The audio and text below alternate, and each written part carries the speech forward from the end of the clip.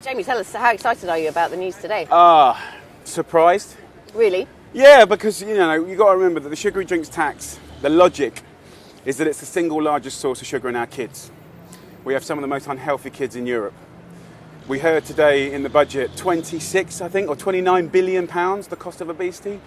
So it's not just the cost, it's productivity, happiness, all the other things that sort of ill health creates. So I've been working in and out of government for the last 6 months.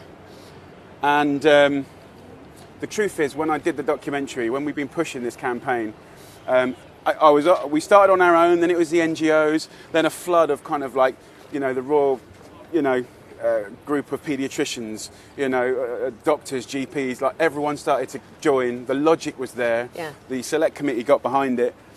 But I still thought we wouldn't get it. And we got it. I mean, will you stop at drinks? Well, there's a logic behind drinks and not food. The data behind taxing sugar in food means that you often then go onto high fat, high salt. The great thing about sugary sweetened drinks is they were the biggest single source of sugar in our kids' diet and our teenagers. And there is a choice between sugary or non-sugary, which is still commercial. And the whole industry is shifting and reformulating. But what today was about was hurry up. We're serious. We're not going to let you tell us what to do. We're going to spank you if you don't sort yourself out by 2018. So the thing for me is I never thought we'd get this. I wanted George to be brave. I wanted David to be brave. I'm completely apolitical, so don't get me into any of that stuff. And I didn't think they would be. And this was the hardest. For me, this is the hardest thing in the whole strategy. Whenever I was in the room talking about the childhood obesity strategy, this was like the big elephant in the room. Big business. All the detail, all the holistic stuff, all the stuff around environment, schools, stuff that we can do, that was kind of like, that seemed to be flowing much better. This was harder. And do you go international with this now?